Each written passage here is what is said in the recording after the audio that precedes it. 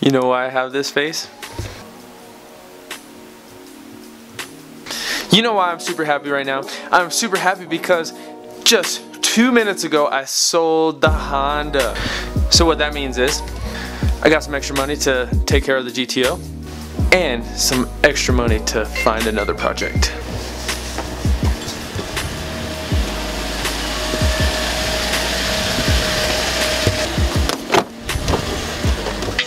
What you doing? Doing my eyebrows. Oh, yeah? Why are you doing that? What's going on, guys? So, like I said a few clips ago, we got the Honda sold. What are your thoughts? My eyebrows not even. You psyched on the Honda getting sold? Yeah, because that means that he can actually have something else as a project car. So, something cooler. Like what do you got in mind? I don't know. We've been looking into Beamers, so yeah, maybe that, or I don't know. The goal would be a Z300, but I don't know. We'll see. 300Z. Oh, 300Z. A 300Z. So I haven't been able to find a decent 300Z car. All the ones I find are trashed. I also been looking into the E36 BMWs, and those two have been far and few between. But in other news, from some of the research I've done with the mass airflow sensor is some of the mass airflow sensors on the market versus the original equipment mass airflow sensor for the GTO are not as good as the AC delco units. So what I did is I bought an AC delco unit, and I'm going to give this a shot one more time. Now if this doesn't work very good, then we're going to go speed density, but if it does, we're going to be on point. And I happen to get it for fairly cheap, and I will put the link in the description so you guys could see where I got it. And if you guys are needing a mass airflow sensor, you can go ahead and click that link. So that mass airflow sensor will be here tomorrow. I'm really psyched. Hopefully that fixes all my issues. Pretty much what was happening is with the older mass airflow sensor, it was maxing out in voltage before reaching peak RPM. So it was causing fuel cut and a lean condition at higher RPM. But when I drove it normally, it was not over metering the air, and it drive pretty factory.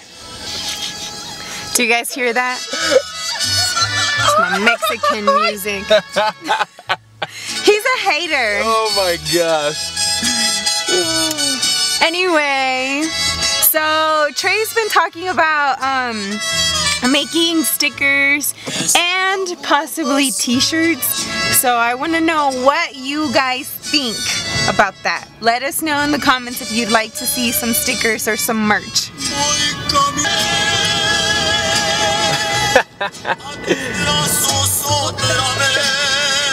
I don't know any of the words, guys, but she knows all of them.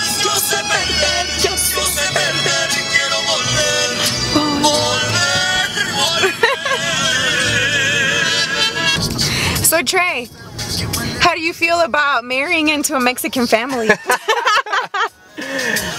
I don't feel any way about it. I think it's pretty cool, actually. Why? Because it's completely different than my family. So. I mean, well, I'm half Spanish, but I definitely hung out on more of the black side, I feel like.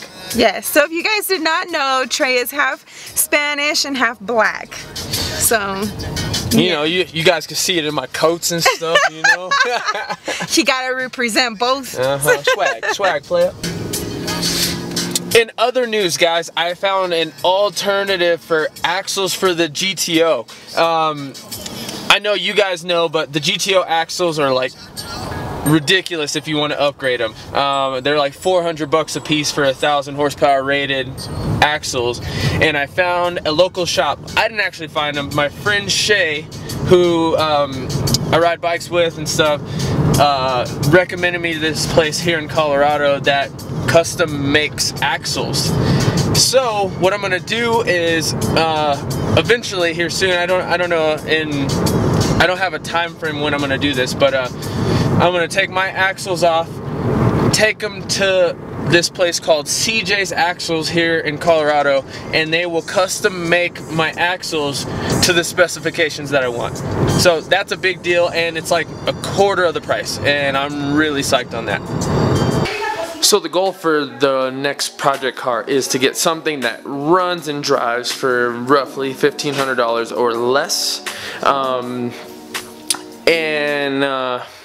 that actually looks like it's gonna be a E36. So I don't mind if it's a 318 or 323. I really don't mind what model it is because most of the stuff in it's gonna be upgraded. But yeah, so as soon as I find one, that'll be great. So far right now I can't find anything worthwhile. So I may be looking in surrounding states. And before I let you guys go, huge shout out to my boy Emoris Petty. If you guys haven't already, subscribe to his channel. He hooked me up with Premiere. So Adobe Premiere is an editing program, so I could actually make these videos a whole lot better for you guys. But before I do that, I have to learn it really good. So it may be a couple weeks before I start using that to produce these YouTube videos. But shout out to him. He hooked me up. That was truly a blessing. And make sure you guys go and subscribe to him. Thanks. Now, if I can't find anything that I'm looking for within that time, and within the next couple weeks in that time range, who knows, we may do an S10 drift build, something crazy, something that I could get loose with that is very easy with parts. Suspension may not be optimal for the S10, but it will be pretty fun and easy to swap the LS into it, and most likely it'll be like a turbo 4.8 or 5.3. I'm not exactly sure what I want to do. That 5.3 that we have in the garage is actually my dad's, and his S10 has been a project within itself. We were supposed to get that back some time ago, but he got the whole frame redone, all the body work, it's getting painted, so it's been a complete process for his, and his is getting the LSA supercharger slapped on top. So his will be a 5.3 LSA with the T56, so that should put down some good power. But as for my next build, I'm trying to figure out something that's cost effective and super fun to slide around, and I won't care about it as much as said in previous videos.